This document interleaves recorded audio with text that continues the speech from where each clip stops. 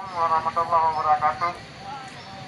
Kami selaku Babin Kamtipmas dan Babinsa Desa Sikelang mengimbau kepada Bapak Ibu sekalian agar selalu mengikuti protokol kesehatan guna mencegah penyebaran COVID-19 di wilayah kita. Kami ingatkan agar selalu menggunakan masker, menjaga jarak, dan mencuci tangan dengan air yang mengalir. Diri kita sehat, keluarga sehat. Mudah-mudahan negara Indonesia selalu dalam keadaan sehat, COVID-19 segera berlalu.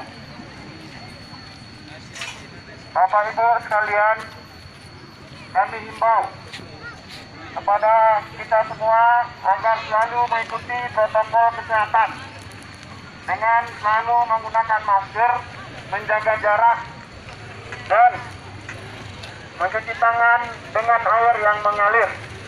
Karena kita semua berpotensi untuk menular dan tertular COVID-19. Demikian, terima kasih. Assalamualaikum warahmatullahi wabarakatuh.